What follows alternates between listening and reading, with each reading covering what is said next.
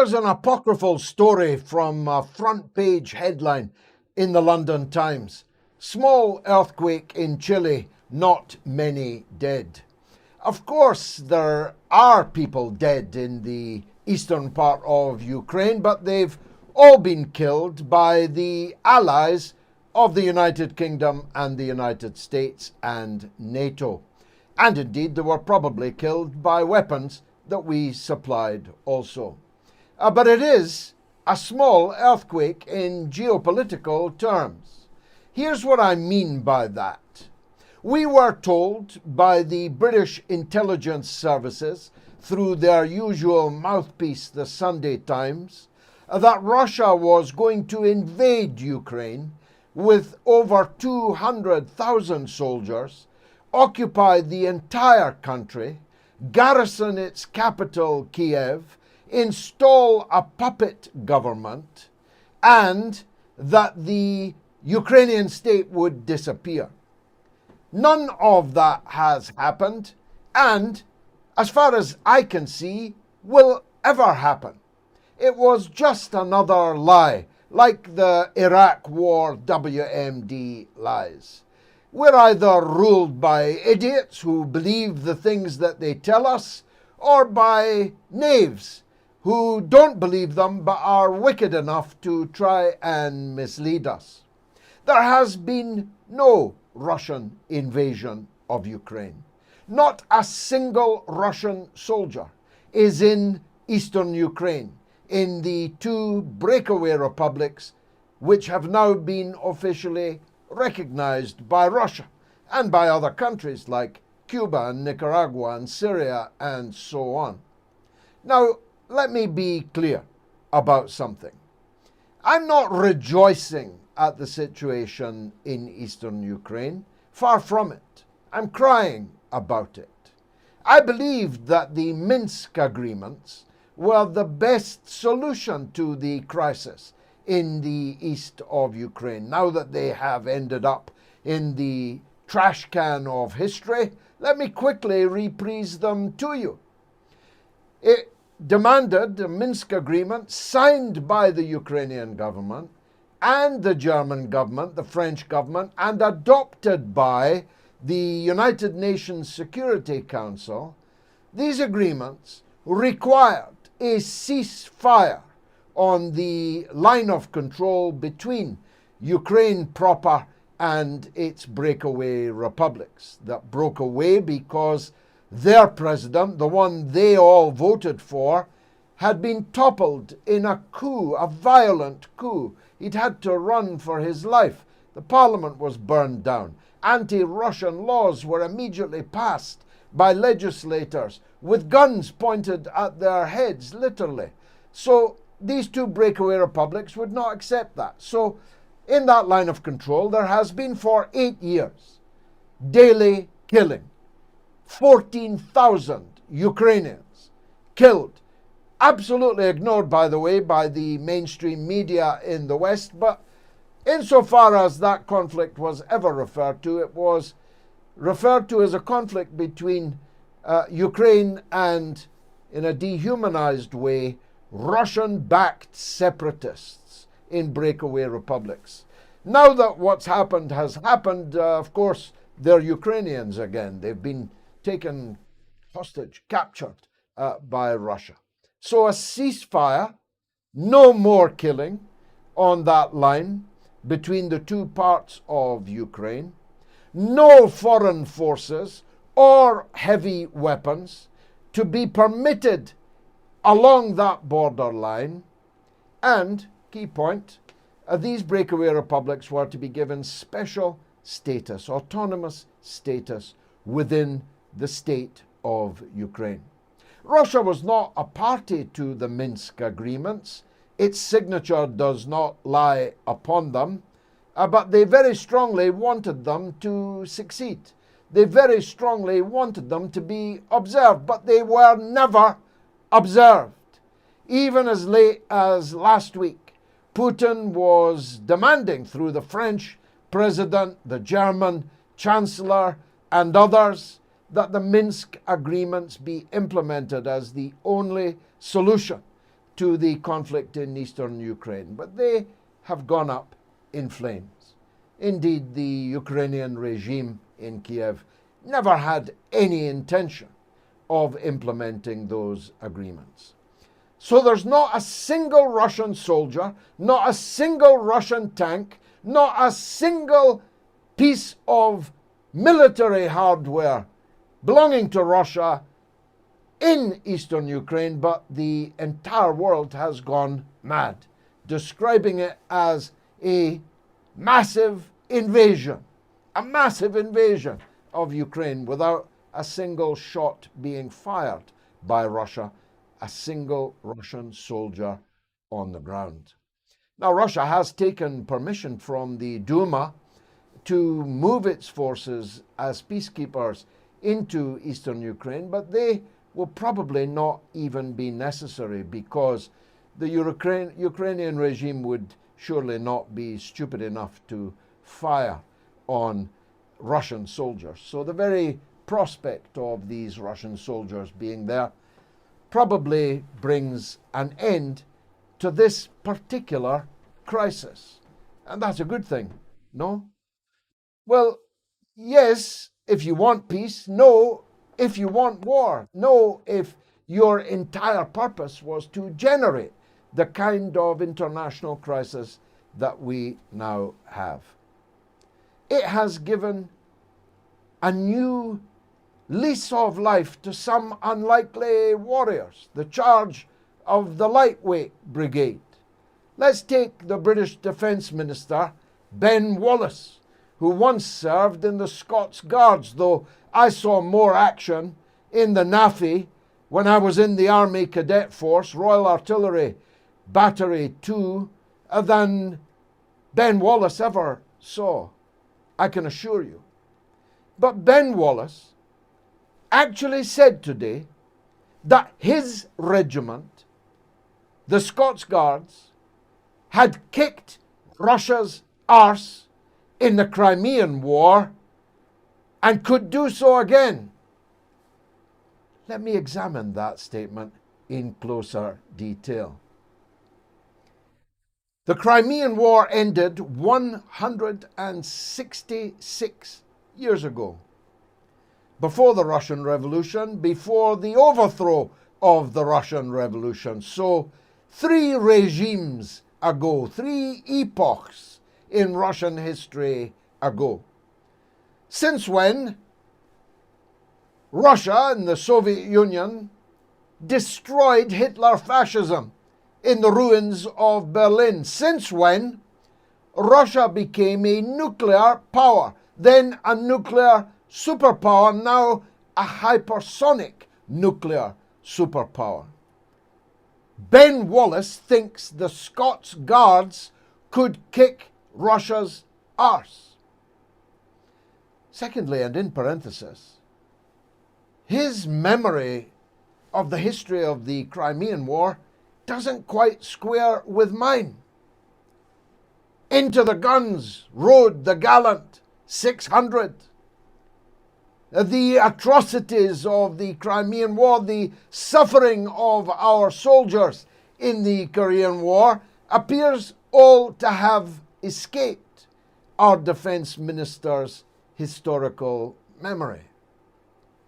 The truth is, the Crimean War, the first war to be photographed, was a bloody charnel house, not something to be joked about, even though Ben Wallace probably wasn't joking. And the third point to be made is this. As our defense minister, Ben Wallace commands an entire British armed forces that could comfortably fit into Villa Park, the stadium of Aston Villa.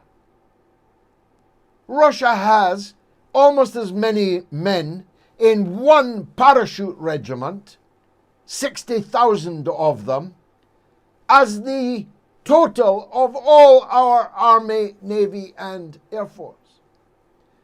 Why do I labor this point? It's because this Imperial self-delusion has led our country once again right into the front line of an international conflict which has nothing whatsoever to do with us and which we cannot affect in any way, unless we're going to fire nuclear weapons at Russia, in which case they'll fire them back, and this will be the last broadcast I ever make or you ever hear.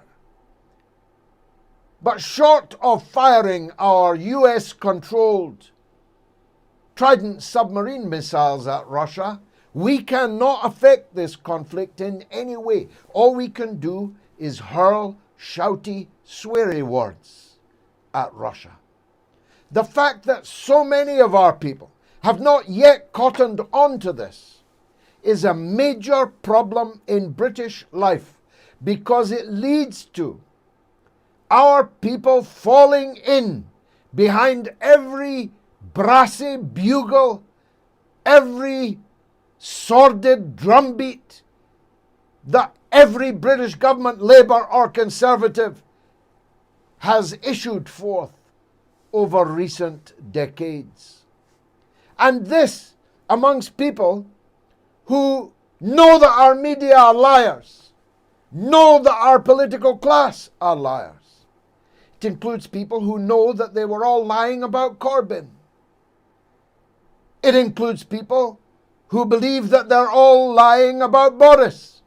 It includes people who believe that they were all lying about Brexit. It includes people even who believed that, yes, you were right, Mr. Galloway, they were all lying about Iraq, but still, blow the bugle, roll the drums, and useful idiots troop out in their thousands in support of a puppet parliament in Westminster where there's no opposition, where the government and the opposition are the same thing, where the government announces policies and the opposition supports them, except where it demands, again falsely, because Labour knows that it cannot fight a war against Russia, but they sound as if they'd like Boris Johnson to declare that we could, would, and maybe will. What kind of parliament is that? Well, I'll tell you, it's a parliament scarcely worth having, backed by a media which is a monstrous regiment of mechanized mendacity, lying, state-sponsored, state-organized, relentless 24/7 lying. They lied about the cause of this crisis, and they are lying about what's happened now. They're still all talking about a Russian invasion as if an invasion had happened. And some poor fools believe them. Now let me make something very clear to you. We in the Workers' Party are not political supporters of the Russian President, Vladimir Putin. I've told you before, if I had been a Russian, I myself would not have voted for him. We have political differences, serious ones, with the Russian President Putin. We're no more in favor of crony capitalism in Moscow than we are in London, though the difference is we have some responsibility for the crony capitalism in London and absolutely no responsibility for the crony capitalism in Moscow. We support Putin only when he's right. And about Ukraine and NATO expansion, he is completely right. And our government is completely wrong. And the drooling half-wit wandering around the corridors of the White House in his pajamas and his dressing gown, unable to find the bathroom, President Joe Biden is even more wrong. and with far greater and more dangerous responsibility too. What was the point of taking back control from Brussels, only to hand it over to a man, Joe Biden, that isn't safe to be left with the button on his housecoat, never mind the nuclear button? That's not the kind of Britain we fight for here in the Workers' Party. The truth is that we have an enormous affection and respect and admiration for the people of Russia. So should you all.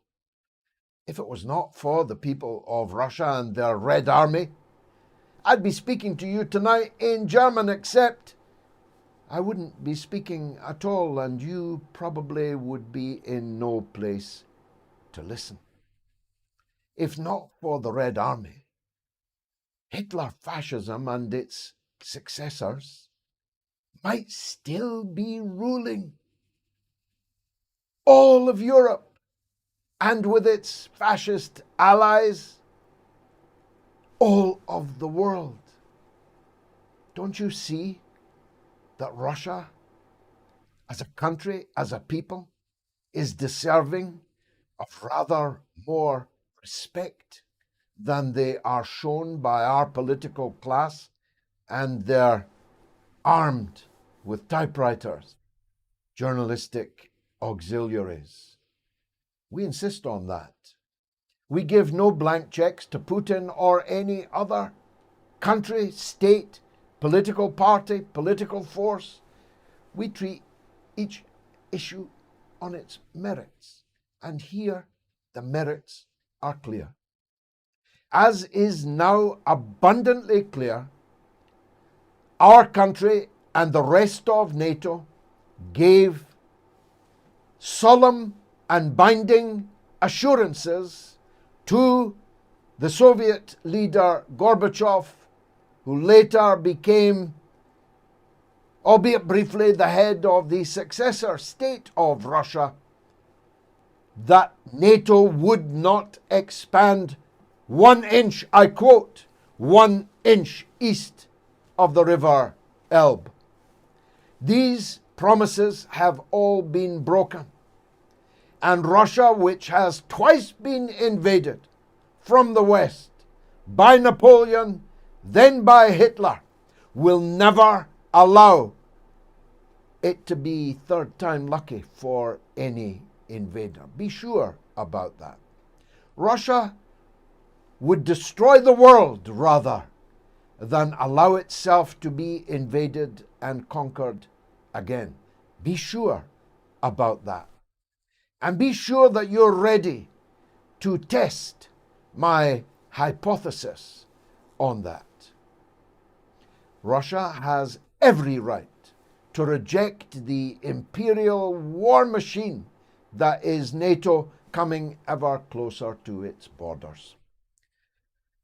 Now let me turn to the capital H hypocrisy which is on view. Though, as I have also said, it could be, don't discount it, that our leaders and our journalists are actually too stupid to know this, or too young to know it, or too young and stupid to know it. That in recognizing these two breakaway republics, Russia has done almost, but not quite, exactly what we did with the state of Kosovo. And by the way, I'm one of those that warned you at the time that by recognizing the illegal breakaway of Kosovo from Serbia, you were setting a precedent that would be followed by others in years to come. Now, I'm not talking ancient history here. You'd need to be really, really, really young not to remember the war in Kosovo. I'm sure you remember it. I'm sure you remember that Britain and the United States and NATO and the European Union and UEFA and FIFA and the tennis associations and all of the architecture of Western political power recognized the illegal breakaway of Kosovo from Serbia. So spare me the sanctimony about the Donbass, please. As a matter of fact, you don't have time for me to run through the list of examples that prove the gigantic hypocrisy at work here. I could talk to you about how they broke up Yugoslavia, how NATO made war on Yugoslavia to break it up. I could talk to you about how Fat Mikey Pompeo actually stood on the Golan Heights, illegally seized from Syria by America's closest ally, Israel, and literally granted recognition to the illegal annexation of the Golan Heights. I could talk to you about how the American embassy has been moved into occupied East Jerusalem, which has been illegally annexed by America's closest ally, Israel. Full recognition thus bestowed on the illegal conquering of other people's territory and severing them from their legal status. I could talk to you about the American military bases in Syria, which are guarding the theft of Syria's oil. I could talk to you about the Anglo-American illegal invasion and occupation of Iraq, which killed 1 million people. I could talk to you about the NATO member Turkey's illegal occupation of northern Cyprus since 1974. I could talk to you about America's illegal occupation of a part of Cuba on which they've built a base called Guantanamo Bay. Maybe you've heard of it. I could talk to you about all the countries that America and Britain have invaded and occupied since the Second World War in absolute defiance of international law and any concept of territorial integrity and its inviolability. But you don't have time for me to go into detail about any or all of those. Just know this, that all Russia has done is grant recognition to two territories that were, for the last 8 years, de facto independent anyway, which is less than we did in the single example of Kosovo, because we actually fought a war against Serbia in order to tear Kosovo out of its motherland. We even bombed a television station. We bombed Serbian state television. We killed quite a few tea ladies and cleaners, all in the name of freedom and liberty and free speech, of course. Which brings me to an obvious point.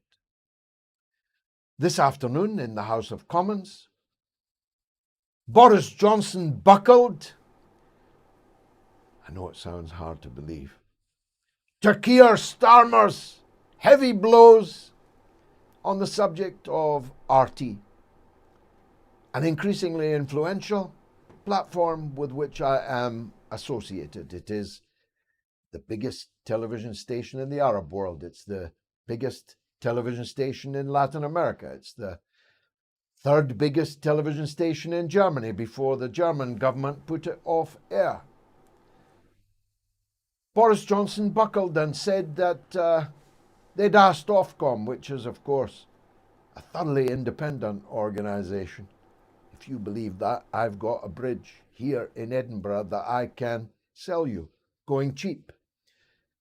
Ofcom, in return, has promised a rapid escalation of its consideration of the government's wish for it to review the role of RT and Sputnik here in Britain. I don't know what they're going to decide. The stakes are quite high, actually, Because if they take RT and Sputnik off the air, the BBC and, I hope, every British broadcaster and journalist is quite quickly thereafter on a plane out of Moscow, never to be allowed to report from the country again. And I hope the new republics in the Donbass do the same to the BBC and other British correspondents there. But it's more than tit for tat. It will prove to the whole world that the idea that Britain has a free press and free broadcasting is for the birds. It will prove that our media is merely a regiment, a monstrous regiment of state power in Britain. However much lipstick it puts on, however many liberal clothes it wears, it has only one essential purpose, which is to support the foreign policies of the British state. Personally, I don't mind either way. We'll go on broadcasting. We'll go on talking. People who wish to hear us will find us. This is not 1922. This is 2022. Russia has plenty of means at its disposal to be a platform for the alternative point of view that RT and Sputnik now are. Only one subject tonight. I think it was justified. But if you want to know what we stand for, check out our 10-point program. The first point of which is that we believe in British withdrawal from NATO and consider NATO to be an imperial war machine. When we wrote that, we weren't, of course, aware that it would all be being proved all over again on our television, in our parliament, in our newspapers in 2022. Check us out. Follow us on our social media portals. Join us if you like what you see, or stay with us just to hear an alternative point of view. That's what free speech is all about. Thanks for watching.